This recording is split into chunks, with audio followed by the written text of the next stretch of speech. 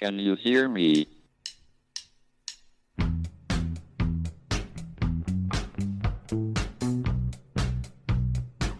Houston, we have a problem. It's one small step for man.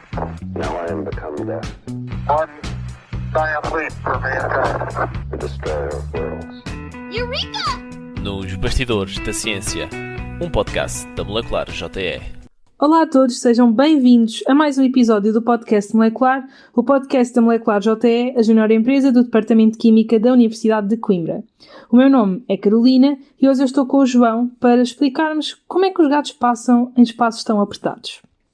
Bem, o fator-chave para os gatos conseguirem encaixar-se e passar por espaços muito apertados é essencialmente a sua anatomia, mais precisamente as suas omoplatas e as suas clavículas. Nos humanos, as nossas omoplatas e as clavículas estão conectadas e formam aquilo a que nós chamamos a cintura escapular e atuam, portanto, como um suporte rígido para os músculos dos nossos braços. Já nos gatos, as omoplatas e as clavículas estão conectadas ao resto do corpo apenas através de músculos, isto é, não existe nenhuma estrutura óssea, como articulações, por exemplo, a ligar estas estruturas ao resto do corpo. Além disso, as clavículas dos gatos são muito mais pequenas que as humanas, proporcionalmente ao resto do seu corpo. Isto faz com que sejam animais muito mais flexíveis e capazes de se adaptar morfologicamente ao ambiente ao seu redor. Então, e João, dito isto, será que os gatos podem ser considerados líquidos? Para te responder a essa pergunta, eu vou aqui recorrer a um artigo lançado em 2014, num estudo que procurava perceber se os gatos podem então ser ou não considerados como líquidos. Isto parece um bocado absurdo, mas cientificamente a resposta acaba por não ser assim tão clara, tendo-se afirmado nesse estudo que um gato pode ser considerado um líquido em certas circunstâncias.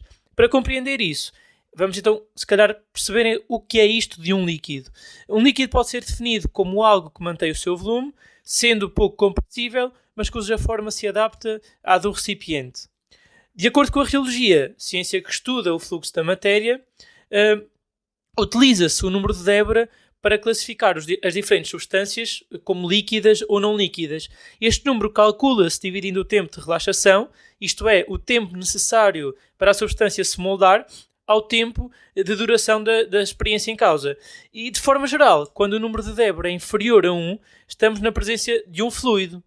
Provavelmente, já todos nós vimos um gato a entrar para dentro de qualquer recipiente, uma caixa, por exemplo, e moldar-se perfeitamente.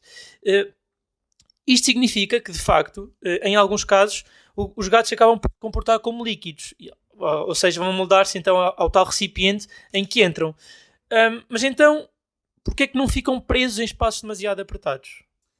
Bem, já todos vimos os gatos entrarem em espaços que são quase que humanamente impossíveis e depois ficamos sempre com muito medo que eles fiquem lá presos, ainda que nós saibamos que eles têm uma flexibilidade muito acima da nossa. Não há nada a temer na maioria das vezes porque os bigodes dos gatos têm, além de serem esteticamente aprazíveis, uma função importantíssima para evitar estes perigos.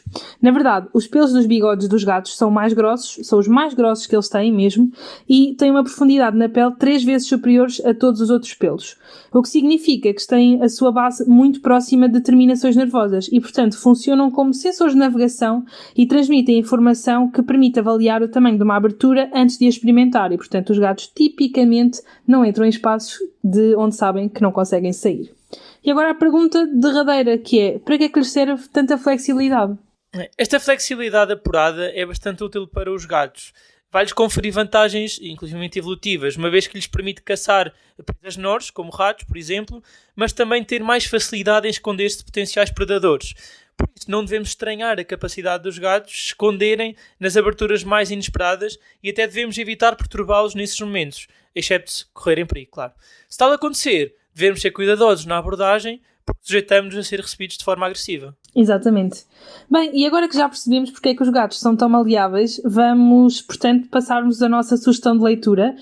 Desta vez nós vamos recomendar Como se transforma ar em pão, de Nuno Maulid, que foi cientista do ano na altura.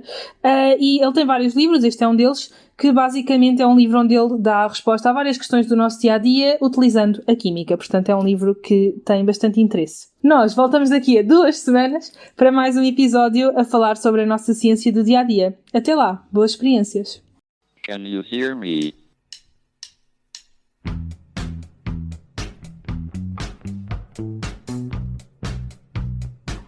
Houston, we have a problem. It's one small step for man, Now I am become death, one giant leap for mankind. the destroyer of worlds. Nos Bastidores da Ciência, um podcast da Molecular JE.